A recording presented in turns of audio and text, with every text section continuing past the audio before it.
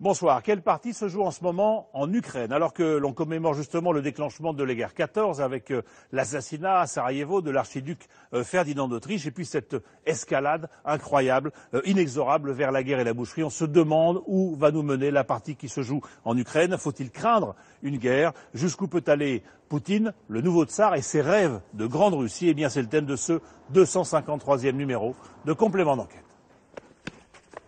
Dépêche-toi, vite, vite, au rang. Gloire à Dieu. Ils sont une centaine d'élèves. Ils ont entre 11 et 18 ans. Pour eux, la journée commence par 3 quarts d'heure de sport, le ventre vide. Vous avez remarqué quand ils sont sortis, ils étaient tout pâles. Et maintenant, ils ont les joues rouges. C'est la couleur de la santé.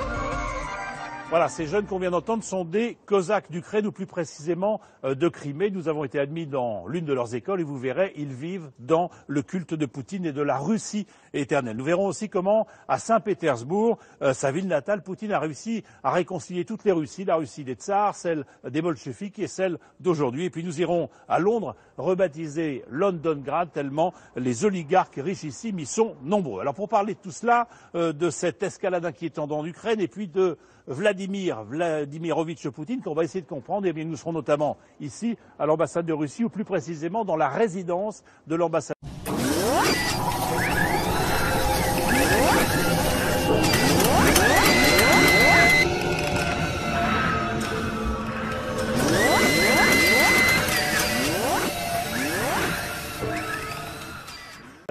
Qui a accepté de nous accueillir. Nous recevrons aussi Bernard-Henri Lévy. Il y a quelques semaines, il était à Kiev sur la place Maïdan pendant les événements. Il expliquait aux révolutionnaires, aux manifestants en tout cas, que l'Europe ne les oubliait pas. Que dit-il aujourd'hui? Et puis nous recevrons aussi Pierre Laurin, c'est l'un des meilleurs spécialistes de la Russie d'aujourd'hui. On commence avec ces Cosaques de Crimée, un reportage de Clément Castex, de Saskia Weber, Florian Lemoyle et Mickaël Bojo. Et bien sûr, si vous voulez tweeter, commenter, le mot-clé, c'est d'enquête.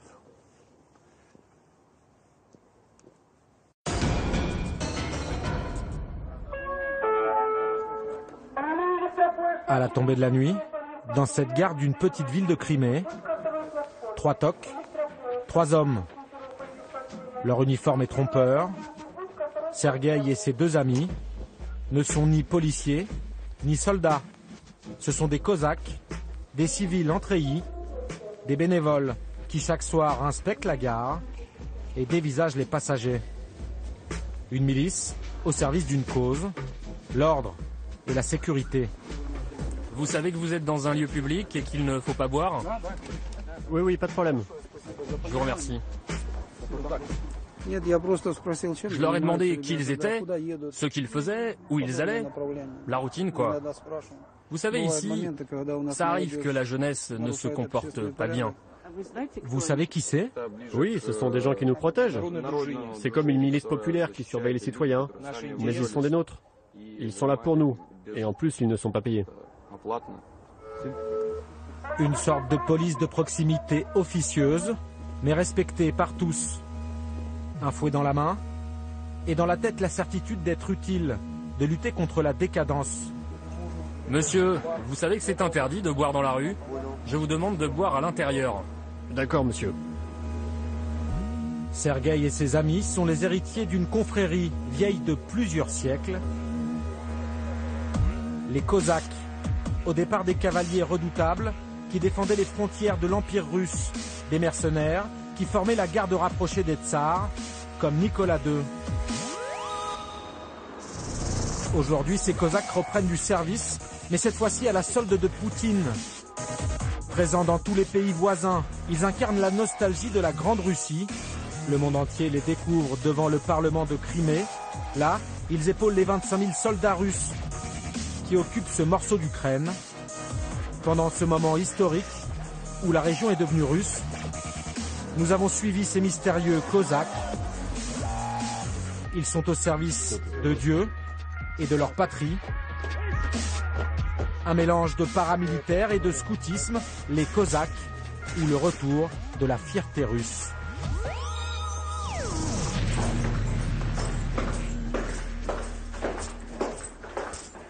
Voici Slava, 43 ans, policier à la retraite. Il est l'ataman, le chef d'une quarantaine de Cosaques. Tous ont un métier, mais après le boulot, ils viennent prêter main forte pour surveiller le référendum du lendemain.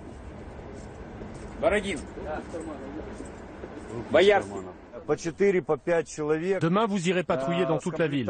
Vous irez voir les bureaux de vote, à 4 ou 5 par voiture. Dans quelques heures, ses compatriotes de Crimée vont voter, choisir entre rester ukrainiens ou rejoindre la Russie. Ce jour, Slava et ses Cosaques l'ont attendu toute leur vie. Nous, on va faire en sorte que le référendum se passe dans l'ordre, sans problème. Qu'il n'y ait pas de provocation, qu'il n'y ait pas d'Ukrainiens mal intentionnés. On ne veut pas voir d'habitants trop radicaux. Tous ces gens qui n'ont pas compris l'importance de ce vote. Ces Cosaques veulent montrer au monde entier que la Crimée s'offre à Poutine de son plein gré et dans le calme. Qu'ici, ça n'est pas Kiev, ça révolte et ces dizaines de morts. Car l'Ukraine est scindée en deux. La région de Crimée et tout l'est du pays est peuplée de russophones. À l'ouest, on est plutôt tourné vers l'Europe et on parle ukrainien. Jour de vote à Gvardieskoye, la ville de Slava, une cité dortoir de 20 000 habitants, dans les faubourgs de Simferopol, la capitale de Crimée. La mairie a demandé aux 70 Cosaques de la ville de jouer les vigiles dans les bureaux de vote. En ce jour historique, tout se déroule sans accroc. Dans le calme, presque tous les habitants remplissent les urnes de bulletins pro-russes comme des lettres d'amour à leurs voisins. Ce référendum contesté par le reste du monde, Slava le trouve formidable. Alors, combien de personnes sont déjà venues voter? Pour le moment, on est à 60% de votants. Et il est que 10 heures. C'est le peuple de Crimée qui demande ce référendum. C'est sa volonté. Ce qui s'est passé dans l'ouest de l'Ukraine, à Kiev, le président renversé, tout ça, ça n'était pas légitime. C'était criminel. Salut les gars. Slava tient à nous présenter ses frères, ses modèles. Il est là, votre chef? Envoyés par Moscou, il les rencontre pour la première fois, car ces Cosaques sont venus de Russie. Poutine les a envoyés mater d'éventuels partisans de l'Ukraine. Moi, je suis Slava. Je suis ataman à Gvardieskoye. En Russie, ces Cosaques ont une existence officielle. Ils font partie des forces de l'ordre et perçoivent un salaire. Les Cosaques, c'est comme un seul peuple, un seul. Et c'est le peuple d'un unique État, l'État russe.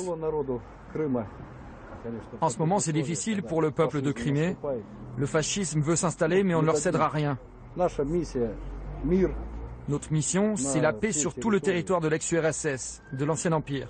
C'est notre terre à nous. Nous, on n'habite pas ici, mais on vient pour aider. La mission de ces Cosaques envoyés par Poutine, patrouiller, garder les bâtiments stratégiques de la ville, histoire de montrer à toute la Crimée qu'avec les Russes, l'ordre règne. Le soir, après le vote à Simferopol, sous les yeux de Lénine, flottent les bannières russes. La foule est nombreuse, heureuse. À 95%, la Crimée s'est donnée à la Russie.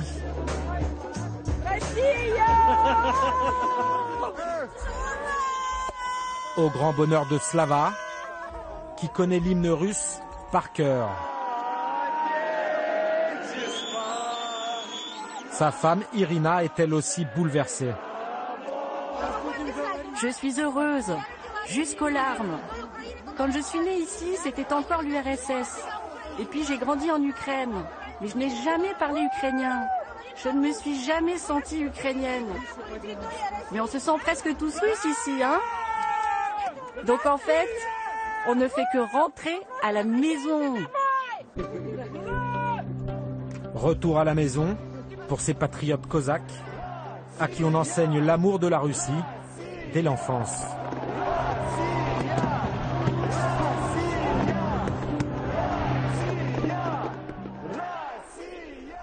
Le lendemain matin, une école, unique en Crimée, une école d'apprentis cosaques. Il est 6h30, c'est au son du clairon et à toute vitesse que ces garçons se réveillent pour la première fois en Russie, mais ça n'est pas moins dur que la veille. Dépêche-toi, vite, vite, on rentre. Gloire à Dieu. Ils sont une centaine d'élèves, ils ont entre 11 et 18 ans. Pour eux, la journée commence par 3 quarts d'heure de sport, le ventre vide. Ils sont en forme ce matin? Bien sûr. Vous avez remarqué quand ils sont sortis, ils étaient tout pâles. Et maintenant, ils ont les joues rouges. C'est la couleur de la santé. Aujourd'hui, on ne naît plus cosaque, on le devient. L'école est très demandée, les élèves sont sélectionnés sur leurs conditions physiques et leur niveau scolaire. Avant le petit déjeuner, c'est douche et ménage obligatoire. 3 uniformes, un pour chaque moment de la journée. Chaque tenue doit être impeccable. En particulier, les fameuses bottes de cosaque. C'est dur de devenir cosaque? Non. Si tu suis la discipline, ça va. Alors c'est facile. Plusieurs fois par jour, ces garçons prient. Ils sont orthodoxes. Être cosaque, c'est défendre son foyer, servir sa patrie et servir Dieu. Tout ça le doigt sur la couture du pantalon, au grand bonheur du directeur. La discipline, c'est le secret. Les autres enfants, ils ne savent rien faire. Le ménage, c'est papa et maman qui font tout. Ici, ils font tout eux-mêmes. Tirez bien sur votre chemise, je ne veux pas voir un pli. L'école est publique, elle est ouverte depuis 10 ans.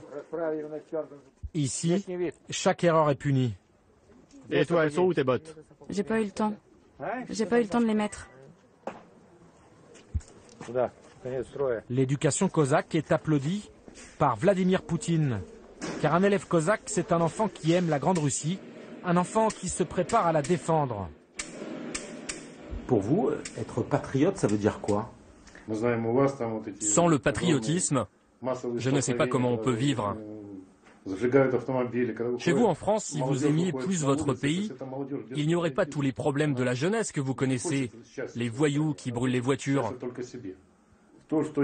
Une jeunesse non patriote ne veut pas le bonheur de son pays. Elle ne pense qu'à son propre plaisir. Ce que fait Poutine en Russie, c'est très bien. Il redonne de l'espoir. Il fait renaître le sentiment national et patriotique auprès des jeunes. Et c'est bien parce que ça les détourne des valeurs occidentales qui ne correspondent pas à notre patrie. Mettez-vous 2 par 2. La vie est un combat, c'est la Russie contre le reste du monde. Une façon de voir, de vivre, inculquée aux jeunes dès la 6e. Pendant le cours de lutte, on leur apprend à se battre pour leur pays. C'est quoi ton pays? En fait, je suis de Russie, même si j'habite en Ukraine. Tu serais prêt à te battre, à mourir pour ton pays? Bien sûr, pour défendre les gens. Mais tu es trop jeune. Oui, mais je serai bientôt grand. Et là, je serai prêt. Le sens du devoir, du sacrifice, à peine 11 ans. La Crimée passe à l'heure de Moscou. Sa monnaie va changer. Bientôt, du grivnia, elle passe au rouble. Ça génère chez notre cosaque Slava et sa femme Irina beaucoup d'espoir, de fantasmes. Slava est persuadée que sa maigre retraite de policier va passer de 200 à 1000 euros. Certain qu'en rejoignant la Russie, la vie va être bien meilleure. L'essence, le gaz, Tout sera moins cher en Russie. Le salaire moyen en Ukraine est plus bas qu'en Russie. Donc évidemment que maintenant, les salaires, les retraites vont augmenter. L'âge de la retraite va baisser, et la sécurité sociale, les allocations familiales, tout ça sera ajusté à la hausse. C'est sûr. Pour l'instant, la seule certitude, c'est qu'Irina vient d'être licenciée. Son entreprise, ukrainienne, quitte la Crimée sans elle. Pas grave, sa joie reste intacte, comme son admiration pour son nouveau président. Poutine, je le respecte. Et je le remercie d'avoir eu le courage de prendre ses responsabilités. C'est sûr, Poutine c'est un grand homme, exceptionnellement intelligent et instruit. Moi je n'ai jamais encore vu de meilleur chef d'État. L'amour du président, l'amour de Dieu, mais pas seulement. Ces dernières semaines, en Crimée, ils ont été nombreux à rejoindre les Cosaques, et pour certains, ça n'est pas désintéressé. Ils espèrent qu'en Crimée, comme en Russie, les Cosaques obtiennent un statut officiel, et avec ça un emploi et un salaire. Maintenant qu'ils sont russes, les hommes de Slava sont impatients d'être récompensés. Aksionov, le président de Crimée, va bientôt nous dire ce que va devenir notre milice. Quel statut on aura? Est-ce qu'on fera partie de la garde nationale? On saura quand, hein? Moi, je vais vous dire, je connais 3 gars. Ils servent chez les Cosaques et ils sont payés. Et nous, rien. On est des Cosaques ou quoi? Moi, je veux m'engager pour servir les Russes. Toi, vous m'avez fait des promesses. Rejoignez les Cosaques, vous recevrez tant et tant. Que dalle. La Grande Russie fait rêver ses hommes. Beaucoup aspirent à rejoindre sa puissante armée. Ces troupes, qui près de chez eux, bloquent les bases militaires ukrainiennes, comme ici, à Kerch. En face de vous, c'est des ennemis? Non, ces Ukrainiens, ce n'est pas des ennemis. Ce sont nos frères slaves. Ce sont des gens pacifiques. De l'autre côté de la grille, un bataillon de 1200 soldats ukrainiens.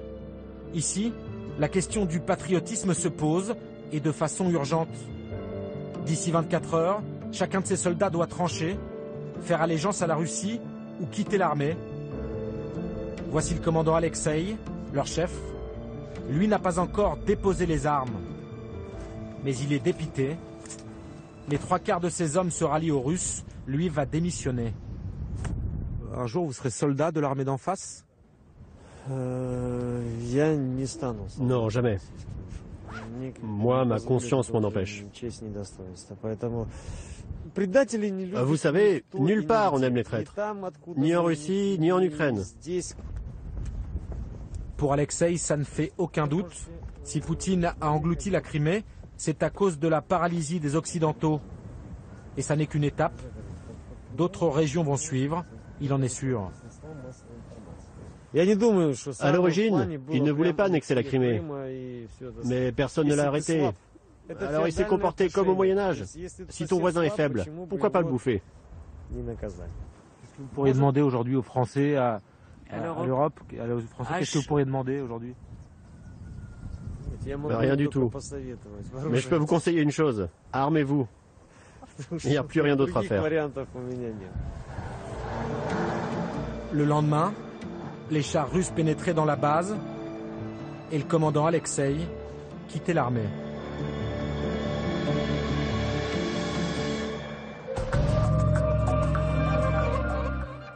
Et voilà pour ce reportage de Clément Castex, de Saskia Weber et de Florian Lemoyle. Et on est ici avec vous, Alexandre Orloff, dans la résidence, votre résidence, ambassadeur de Russie à Paris. Merci de nous recevoir ici, alors qu'au moment où on commence cette interview, commence aussi à Genève la réunion quadripartite avec la Russie, l'Ukraine, les États-Unis et l'Europe. On va voir ce qui va en sortir. Mais on vient de voir ce reportage, on vient de voir ce qui s'est passé en Crimée, annexée depuis par la Russie. Est-ce que c'est la même partie qui est en train de se jouer maintenant dans l'Est de l'Ukraine, le reste du pays, où on voit qu'effectivement les autorités de Kiev ont de plus en plus de mal à faire respecter leur propre autorité dans les villes qui sont maintenant aux mains quelquefois de républiques autonomes ou qui se veulent comme ça.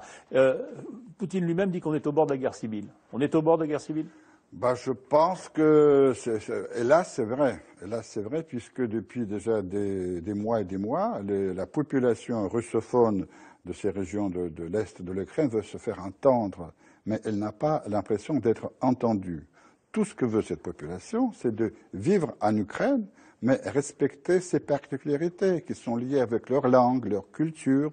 Ils veulent avoir une certaine autonomie, que ce soit fédéralisme ou confédération, décentralisation, ça on négocie.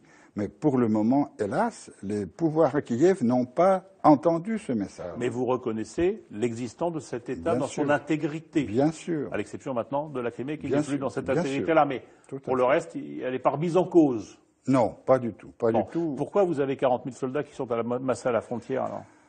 Écoutez, ce sont d'abord les soldats qui ont fait des exercices militaires sur notre propre territoire d'ailleurs. Et je peux vous dire que ces exercices ont été visités par 8 groupes d'inspecteurs internationaux, y compris les Français et les Ukrainiens, qui sont venus sur place et qui n'ont pas constaté aucune activité dangereuse. Bon, s'ils se trouvent là, puisque Quand on met 40 000 soldats dans les circonstances du moment à cette frontière, c'est pas innocent, c'est une pression au moins morale. C'est pas une pression morale, mais c'est une mesure de précaution, puisque nous savons très bien aussi que de l'autre côté, il y a des activités, disons, qui sont liées avec l'OTAN, et qu'il y a toujours cette volonté que l'Ukraine rejoint l'OTAN. On a aussi de notre côté quelques craintes. Justement, à propos des craintes, on se demande un petit peu quelle partie est en train de se jouer en Ukraine et on se demande jusqu'où peut nous mener cette escalade. S'il y a, par exemple, on l'a vu, on l'a annoncé cette nuit, 2 ou 3 russophones qui ont été abattus. 3, je crois. 3 maintenant. S'il y a des incidents, s'il y a des situations qui se détériorent, est-ce que la Russie pourrait être amenée à intervenir? À quelles conditions elle le serait? Justement, le sentiment qu'on a, qu'il y a une volonté de la part de certains de nous provoquer à intervenir pour nous punir après. Puisque vous savez, hélas, dans les mois qui sont écoulés, on parle souvent il faut punir. Punir Assad, punir ceci, punir ça. Écoutez, je crois que certains cherchent le prétexte pour punir Poutine. Il faut le dire ouvertement. Ils ont trouvé ça avec l'Ukraine. C'est pas Poutine lui-même qui se sert de l'absence de réaction de l'Europe pour pousser ses pions. Pas du tout, c'est le contraire. Le problème de Poutine, c'est que c'est quelqu'un qui veut avoir une indépendance dans sa politique. Vous savez, je crois que la réponse a été donnée par Georges Brassens dans sa chanson « La mauvaise réputation », il y a 60 ans. Il a écrit en 1952. Au village sans prétention, j'ai mauvaise réputation. Et dans le village mondial, Poutine aurait mauvaise réputation. Et plus loin, les braves gens n'aiment pas que, on suit une autre route que.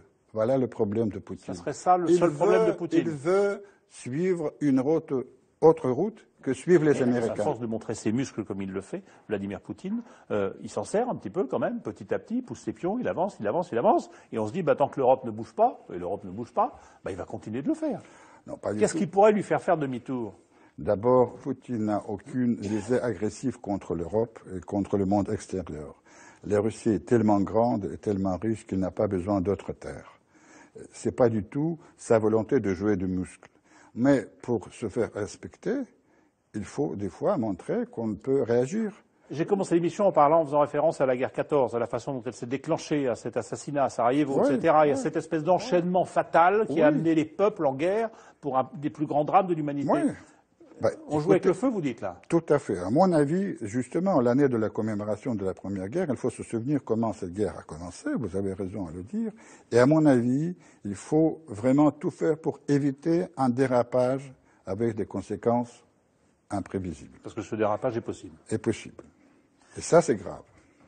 Merci beaucoup. Merci Alexandre Orlov de nous avoir reçus ici dans cette résidence de l'ambassade de Russie à Paris. On parle de Poutine, on parle de ce qu'il poursuit, de ses rêves de grande Russie quand même. On est allé voir dans sa ville natale, à Saint-Pétersbourg, ce qu'il a fait de cette ville, qui est la ville éternelle, la ville des tsars, la ville de la révolution russe, la ville qui se réveille aujourd'hui et qui retrouve ses lustres d'antan.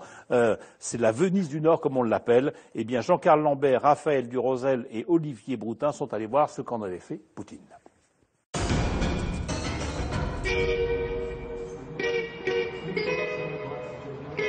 Saint-Pétersbourg, le berceau de la Russie éternelle. Une cité surgit des marais il y a 3 siècles maintenant, par la volonté d'un tsar, devenu empereur. Son fondateur, Pierre le Grand.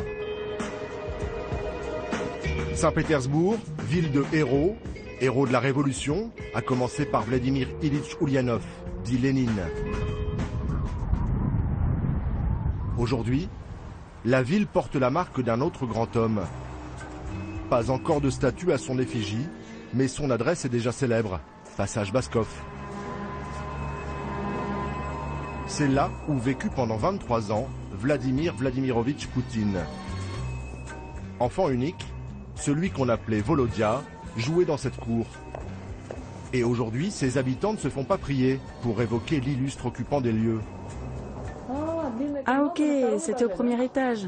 On m'avait dit au 5e.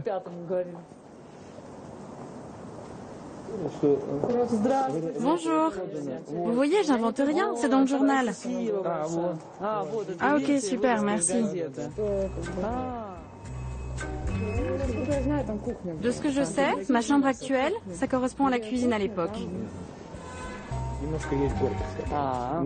En vivant ici, oui c'est vrai, je ressens un peu de fierté. Parfois, quand je rencontre des gens et qu'ils savent où j'habite, ils disent « Waouh !» Ils sont un peu impressionnés. Bon, mais moi je leur dis « C'est arrivé comme ça, j'y suis pour rien. » Et il n'y a pas une plaque pour dire que le président a grandi ici? Non, non. C'est dommage. Dommage? Oui, on pourra en mettre une, vu tout ce qu'il a accompli pour ce pays, pour la nation. Oui, moi j'en mettrais une. Saint-Pétersbourg, c'est sa ville natale. Il y a grandi, il y a fait ses études, et oui, bien sûr, il a une relation particulière avec cette ville. Poutine et Saint-Pétersbourg, son grand projet. À travers elle, c'est la grandeur passée des tsars qu'il veut faire revivre. Réconcilier son pays avec son histoire, l'idéaliser et s'en servir comme un symbole. Symbole de la Russie impériale et capitale des Romanov. Symbole de la révolution bolchevique qui éclate ici, au point que la ville prend le nom de son héros.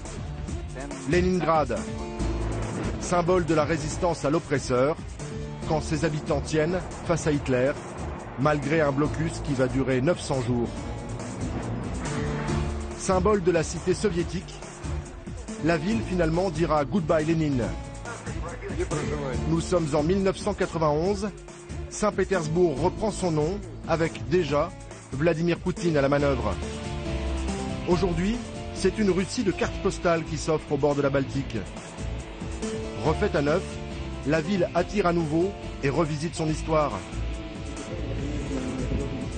Comment le chef du Kremlin a-t-il fait de Saint-Pétersbourg son tremplin? Comment a-t-il transformé la vieille métropole en une vitrine lumineuse? Histoire de la ville qui a donné à la Russie son nouveau tsar. Et господин Poutine, notre président.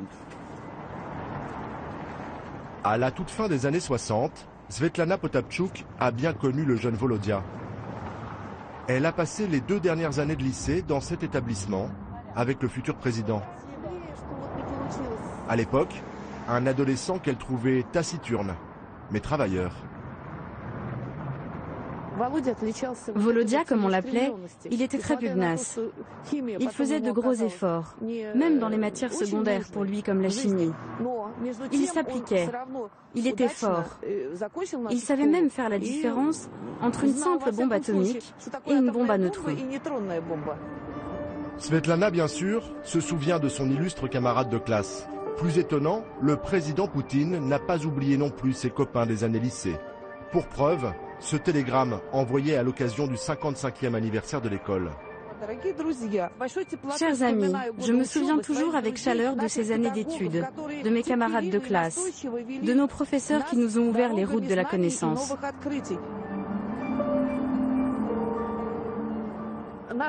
C'était notre ami.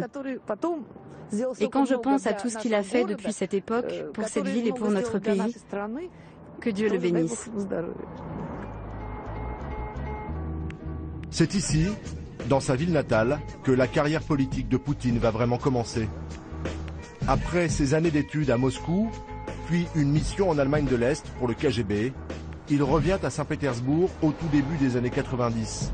L'hôtel de ville sera son tremplin dans l'ombre du maire, Anatoly Sobchak. Son ancien prof et mentor charge alors Igor Chatkan de faire le portrait de Vladimir Poutine. Vous avez quel âge? J'ai 39 ans. Et quelle est votre situation familiale? Je suis marié, j'ai 2 filles, une de 6 ans et demi et une de 5 ans et demi. Au début des années 90, Igor Chatkan est un réalisateur vedette de la télé russe et Vladimir Poutine, un inconnu. Mon directeur de production me dit « Poutine te cherche ». On était en 92. J'ai dit « Mais c'est qui ce Poutine ?» Et là, il me répond « Mais si, tu sais bien, Poutine, celui qui travaille avec Sobchak, le maire. Eh bien, il te cherche et il veut que tu l'interviewes. » Pour moi, la mairie, c'était des longs couloirs avec le bruit des talons des femmes qui résonnent. Des femmes sévères avec des gros dossiers sous le bras.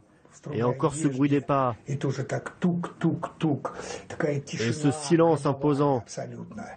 C'était ça la mairie soviétique. Mais l'URSS vient de disparaître. Les choses changent à toute vitesse. À Saint-Pétersbourg, c'est Poutine qui donne le coup de balai. Et quand je suis allé là-bas pour rencontrer Poutine, l'ambiance à la mairie avait bien changé. Il y avait beaucoup de gens, de l'effervescence. Et au secrétariat de Poutine, on entendait plein d'étrangers. Ça parlait en allemand, en finnois. Très vite, les deux hommes vont se lier d'amitié. Chatkan est conquis par un Poutine charismatique et qui travaille sans relâche. Le pays est en plein chaos. À Saint-Pétersbourg, dans les magasins, c'est la pénurie. Même le pain vient à manquer.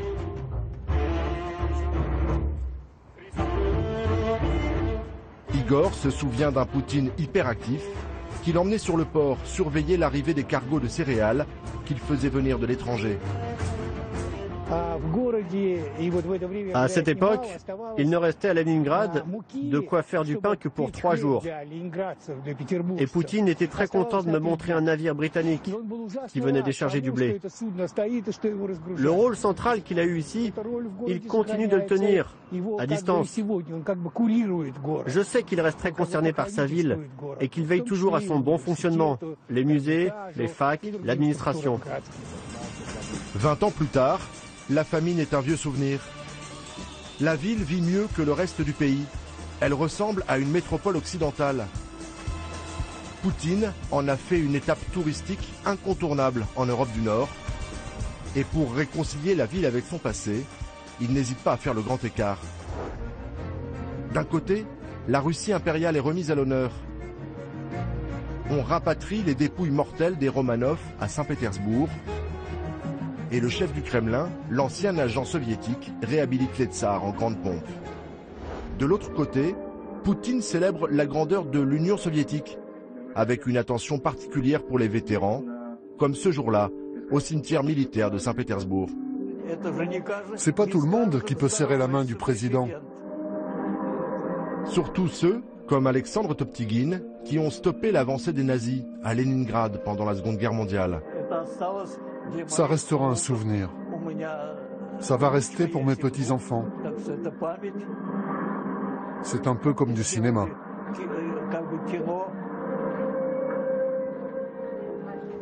Alexandre a 90 ans. ancien soldat de l'armée rouge. Faut d'abord que vous voyiez la fameuse montre. C'est l'un de ces nostalgiques de l'URSS que Vladimir Poutine traite en héros. Ce jour-là, il a même eu droit à son cadeau personnel. Voici la montre. Et ici, c'est marqué de la part du président de la Russie. Bien sûr, je suis nostalgique de l'Union soviétique. Mais heureusement, il reste la Russie. Poutine, je l'estime encore plus depuis.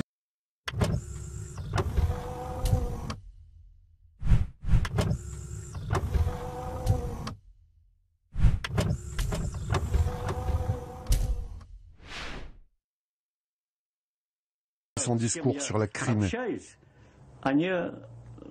D'ailleurs, tous les vétérans que je connais soutiennent Vladimir Vladimirovitch Poutine. Et c'est pour ça que sa cote de popularité grimpe en ce moment. Grâce à son président, le vétéran coule une retraite confortable, avec une pension presque 2 fois supérieure au salaire moyen.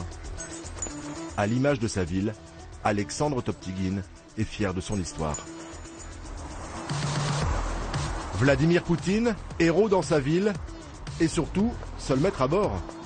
Tous les grands projets passent par lui, comme ce nouveau stade de football sur l'île de Krestovski, qui doit accueillir le Mondial 2018. Un scandale pour les écologistes comme Alexandre Karpov. Il dénonce le fait du prince, un projet mené sans concertation. C'est une décision prise au niveau politique, vraiment au sommet, sans se préoccuper des contraintes du terrain. Et ensuite, les entreprises se heurtent aux problèmes concrets. Et c'est à la ville de gérer les contraintes qui en découlent.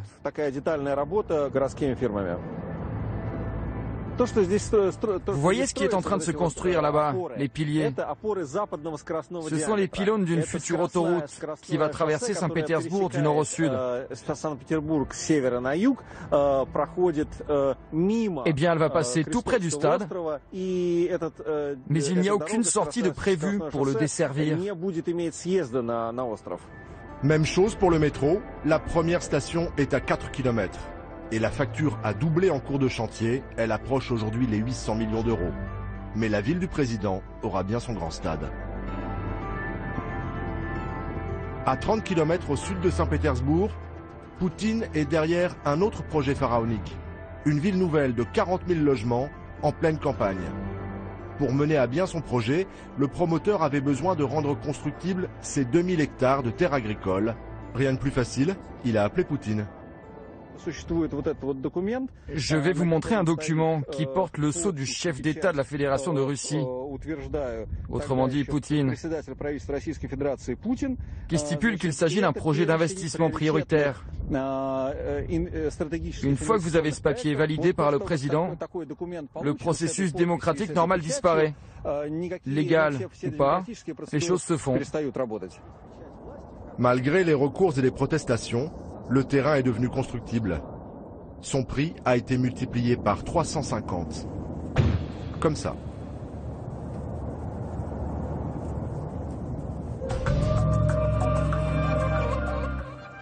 Et voilà pour ce reportage de Jean-Carl Lambert et de Raphaël Durosel. Et nous sommes ici avec vous, Bernard-Henri Lévy, devant ce superbe pont Alexandre III. Alors on a choisi le lieu en se disant, bon, c'est un hommage. La première pierre a été posée par le tsar Nicolas II, c'était le fils d'Alexandre III, et c'était pour symboliser l'amitié entre la France et la Russie. J'imagine que vous saviez tout ça, mais je le dis pour tout le monde, à commencer par moi. On décrit souvent et on voit Poutine dans ce reportage comme l'héritier à la fois des tsars, des bolcheviks, de l'URSS, et dans cette nostalgie-là.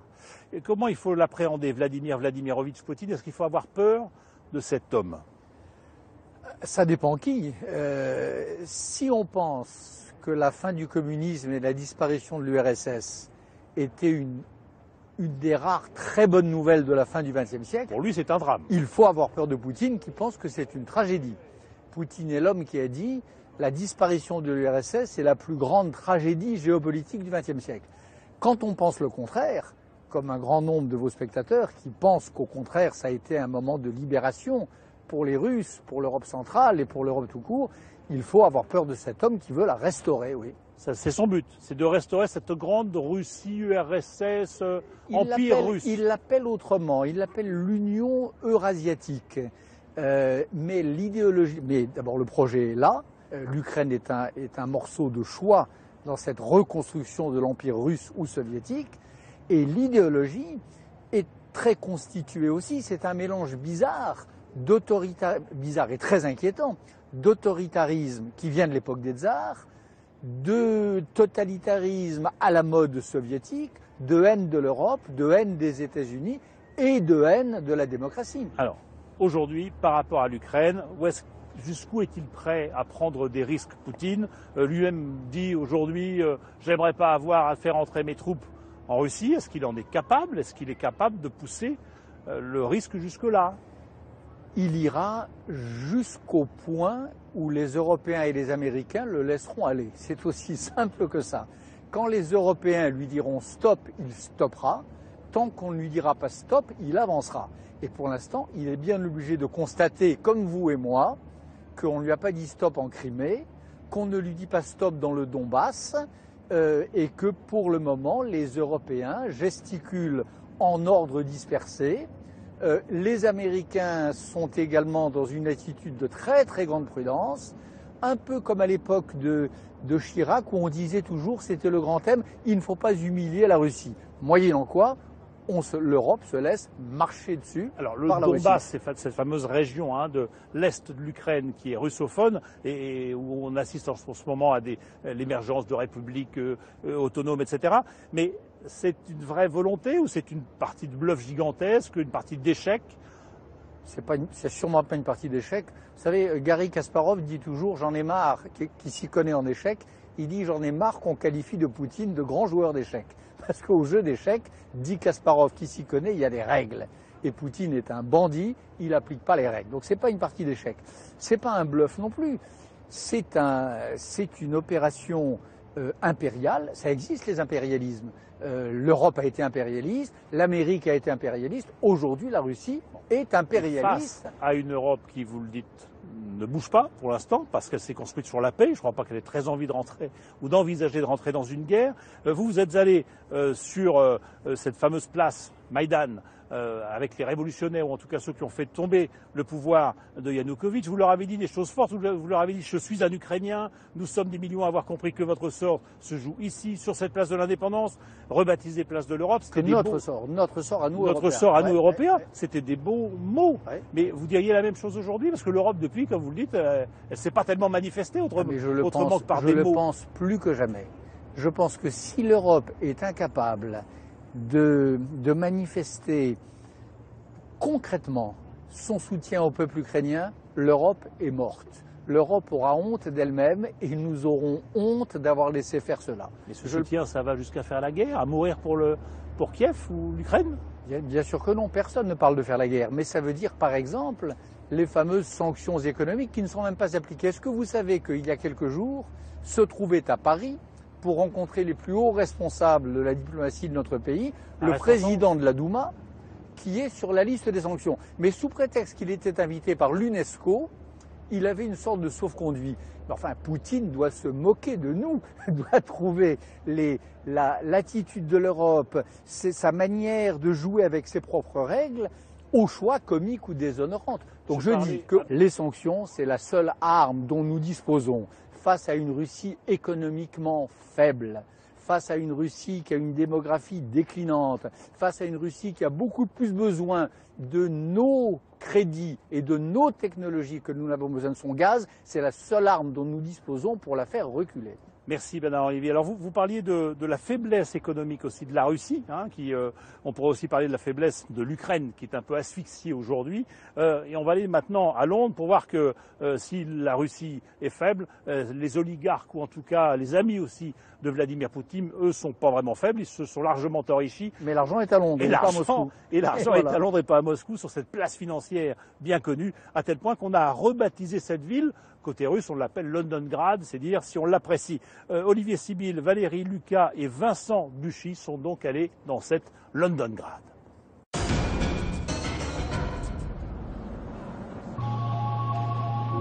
Depuis 5 ans, elles vivent un conte de fées à la mode londonienne.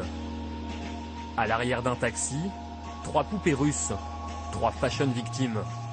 Yulia, Elena et Dasha Pashevkina sont sœurs, exilées à Londres, à 4000 km de leur famille. Nos parents vivent près d'Orenbourg, c'est dans le sud de l'Oural. On y retourne une fois par an, pas très souvent en fait. Et ils font quoi vos parents dans la vie? Notre mère possède un salon de beauté, le plus beau de la ville. Et notre père est un homme d'affaires important. Il est très occupé. Un papa très occupé et surtout très riche. Il a sorti son carnet de chèques pour que ses filles réalisent leurs rêves. Salut les filles! À 23, 28 et 29 ans, les 3 sœurs veulent devenir rien de moins que les nouvelles reines de la mode. Ça ressemble pas à une boutique de luxe ici? Oui, à l'extérieur, c'est vrai. Mais vous allez voir à l'intérieur. C'est vraiment fantastique. Ce matin, elles ont rendez-vous chez leur créateur préféré pour choisir la collection de l'été prochain qui sera vendue dans leur boutique de luxe. Ça, c'est un de nos derniers modèles. C'est ce que tu as sur toi là? Ouais, c'est un tout nouveau tissu. En fait, on ne sélectionne et on ne commande que des vêtements qu'on pourrait porter nous-mêmes. C'est notre devise. C'est une écharpe Charlotte Simone de notre boutique et les chaussures des Gian Vito Rossi. Moi, mon t-shirt, c'est du Givenchy. Ses goûts très personnels, sans jamais regarder à la dépense, ont fait d'elles des célébrités. Les sœurs Pashevkina ont été les vedettes d'une émission de télé-réalité sur les excès de ces nouveaux millionnaires russes qui ont envahi la capitale britannique. À seulement 4 heures d'avion de Moscou, Londres, nouvelle destination chic. Il y a d'abord les oligarques en villégiature qui viennent ici flamber sans limite. Londres et sa city, c'est pour d'autres un coffre-fort idéal pour mettre à l'abri des fortunes acquises plus ou moins honnêtement. Pour d'autres enfin, Londres, c'est une terre d'exil, un refuge pour millionnaires en délicatesse avec Poutine. Ces Russes seraient aujourd'hui 300 000 dans cette capitale que l'on surnomme désormais Londongrad. Avant de se lancer dans la mode, Yulia, Elena et Dasha ont étudié à Cambridge, dans une école fréquentée par la haute société britannique. Le savoir-vivre, ce raffinement so british, un mode de vie à l'occidental, voilà ce que leur père voulait offrir à ces petites princesses. Votre ceviche de bar à la truffe et votre salade de quinoa. La première fois que j'en ai goûté, je crois que c'était à Miami. J'adore. C'est tellement léger. En Russie, la plupart de nos amis ont déjà des enfants. En Russie, on doit se marier jeune, à 20 ans. Ici, c'est tellement plus amusant. On sort, on voit du monde, on fait des rencontres. Cette vie, en fait, je crois que ça nous correspond mieux. À Londres, elles ont installé leur boutique à Chelsea, l'un des quartiers les plus chics de la ville. Les 3 sœurs ont vite oublié la Russie. Là-bas, elles auraient eu du mal à trouver une clientèle capable de s'offrir leurs produits. Ces robes, on les vend entre 1500 et 2500 euros, en fonction de la taille. Et ça, ce sont des chaussures vraiment incroyables. C'est un modèle très rare.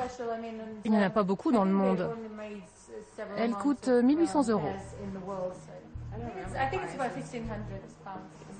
Un tel étalage de luxe, rien d'étonnant à Londres, où il n'est pas mal vu d'afficher sa fortune. Plus personne ne se retourne au passage d'une Rolls ou d'une Ferrari. L'argent des millionnaires russes est bienvenu, notamment pour ceux qui veulent investir dans l'immobilier. Kensington Palace Gardens, derrière ces barrières, un quartier sécurisé. Non, c'est une rue privée, vous ne pouvez pas filmer. Voici la demeure de Roman Abramovich, géant de la métallurgie, propriétaire du club de foot de Chelsea. Fortune personnelle, 6 milliards d'euros. Son voisin, Len Blavatnik, un autre milliardaire russe géant des hydrocarbures. Un peu plus loin, One Hyde Park, 80 000 euros le mètre carré, l'une des résidences privées les plus protégées et les plus chères au monde. On y trouve notamment le magnat de l'immobilier, Vladislav Doronin. Ces milliardaires russes, ce sont les nouveaux amis de Trevor Abrahamson, un agent immobilier spécialisé dans les grandes fortunes. Son terrain de jeu préféré se nomme Bishop's Avenue, l'avenue des milliardaires. Cette rue est l'une des plus connues au monde. C'est un signe extérieur de richesse. Si vous habitez ici, vous avez réussi.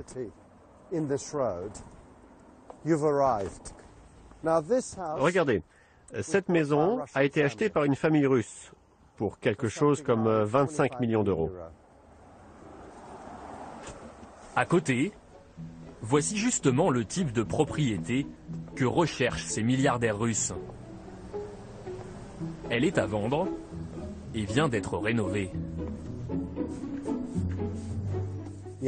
Attention, il ne faut pas salir à l'intérieur.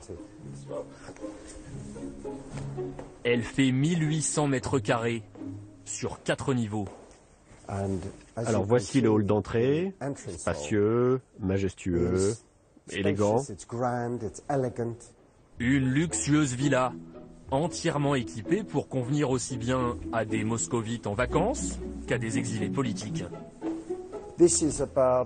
Ici, sur 25 mètres de long, le grand salon. Toute la maison a été décorée au goût des Russes. Dans la cuisine, des gadgets dernier cri. Et dans la salle à manger, façon grand siècle, il n'y a plus qu'à se mettre à table.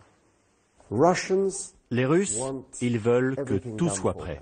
Ils veulent en profiter tout de suite. Ils débarquent juste ici avec leur famille. Une piscine, une salle de sport, un sauna, un hammam, 8 chambres et autant de salles de bain. D'après Trevor, il n'y a presque plus que les Russes à pouvoir s'offrir ce genre de biens. Elle coûte combien cette maison? On n'aime pas trop parler d'argent. C'est plus subtil que ça. Mais disons que si vous avez au moins 45 millions d'euros, on peut peut-être commencer à discuter. Pour vivre à l'anglaise, les Russes sont prêts à mettre le prix. Et pas seulement dans l'immobilier. 2 fois par semaine, Evgeny Shishvarkin s'est mis au polo. Lui n'est pas venu ici seulement pour dépenser sa fortune. Il a fui le régime de Poutine. Alors, c'était comment aujourd'hui? Je suis le moins bon joueur de l'équipe aujourd'hui. Mais j'ai mis un but. Je suis content. En Russie, Evgeny a fait fortune dans la téléphonie mobile. Il a 39 ans. Son patrimoine est estimé à plus de 180 millions d'euros. Le polo, c'est un excellent anti-stress. Et puis, ça me permet de garder la forme. C'est bien ces millionnaires russes qui débarquent. Il en faut d'autres. Le polo, c'est un sport de luxe. On a besoin d'argent.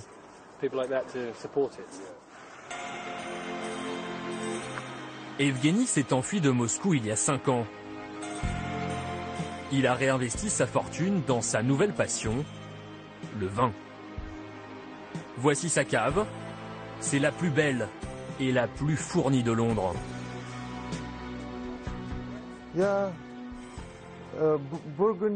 Ici, vous avez les Bourgognes, les Bordeaux, les vins de Loire, les Côtes-du-Rhône. Et le plus intéressant, les Montrachet et Romanée-Conti.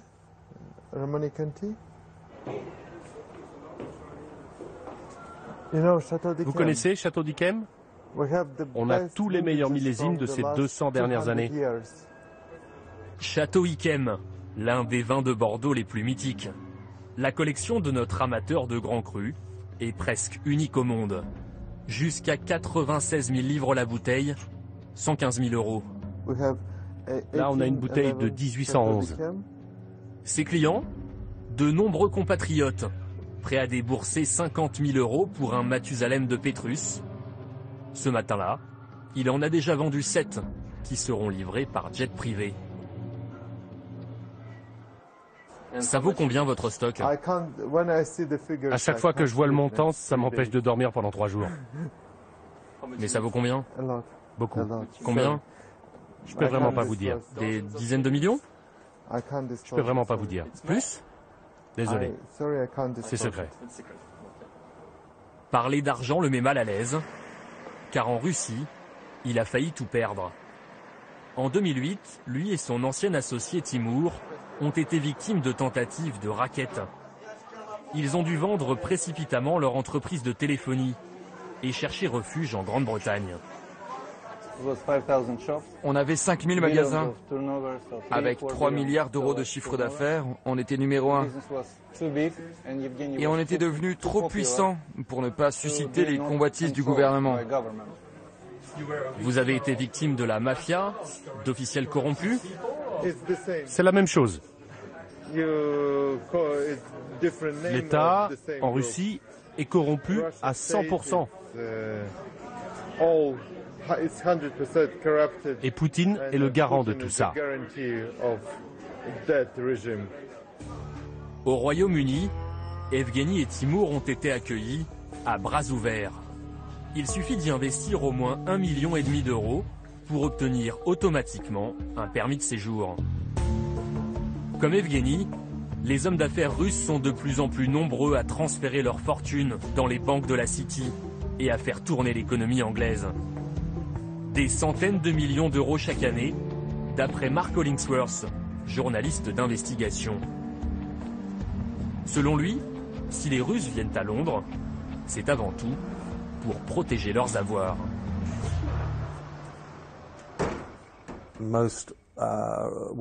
La plupart des milliardaires, les oligarques, ont fait fortune dans des conditions douteuses. Ils ont peur que l'État russe leur reprenne leur argent, les poursuive en justice.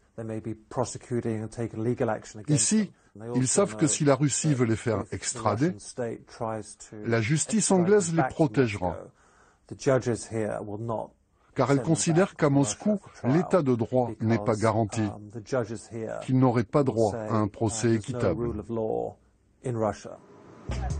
Le Royaume-Uni, une démocratie qui protège ses résidents. D'autres Russes ont fait le voyage jusqu'ici, car ils se sentaient en danger de mort dans leur propre pays. À 50 km de Londres, un homme d'affaires vient d'emménager incognito dans un petit pavillon. Monsieur Morozov? Bonjour. Vous habitez ici depuis longtemps? Non, ça fait 1 an qu'on est là. Lui a adopté un style de vie plutôt modeste, loin des excès de ses compatriotes. Avec sa femme, Irina, ils tiennent à rester discrets. Au début, on était venu à Londres juste pour 10 jours de vacances ou 1 semaine. Je me souviens plus exactement. Mais on a été forcés de rester. Pourquoi? Parce que j'ai reçu des informations me disant que c'était très dangereux, qu'il valait mieux pas que je rentre. Dangereux, c'est-à-dire? Il y avait un contrat sur ma tête. On voulait me tuer. Menacé de mort, car Valérie a dénoncé la corruption. En Russie, il dirigeait une grande entreprise de travaux publics. Des chantiers prestigieux, comme la rénovation du Kremlin ou pour les JO de Sotchi, le siège du comité olympique et des hôtels de luxe. Pour chaque contrat, il dit avoir versé des pots de vin à des officiels corrompus, jusqu'à 6 millions d'euros. On nous forçait à travailler avec des sous-traitants qui ne faisaient rien. Ils n'étaient là que pour encaisser l'argent. C'est comme ça que le système fonctionne en Russie. Il y a eu 4 sociétés comme ça qui nous ont été imposées par l'administration présidentielle. Valéry porte plainte, mais selon lui, la police elle-même est corrompue. Quand il annonce qu'il a rendez-vous dans un restaurant avec un haut fonctionnaire qui lui réclame de l'argent, des policiers l'accompagnent discrètement, mais il va être surpris. Qu'est-ce qu'il s'est passé? Rien. Ils l'ont laissé partir. Les policiers en ont profité pour faire chanter ce haut fonctionnaire, qui a dû leur payer 2 millions d'euros pour étouffer l'affaire. Et à moi, ils ont dit qu'ils ne pouvaient rien faire.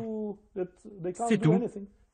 Valéry dénonce la corruption, il devient gênant, reçoit des menaces de mort et prend la fuite, en laissant derrière lui ses 2 fils et ses petits-enfants. On vient d'avoir une 3e petite fille. Elle est née quand on était déjà à Londres. On ne l'a toujours pas vue. À Londres, Valéry et Irina ont obtenu le statut de réfugiés politiques. Ils se sont promis de rentrer en Russie quand Vladimir Poutine aura quitté le pouvoir.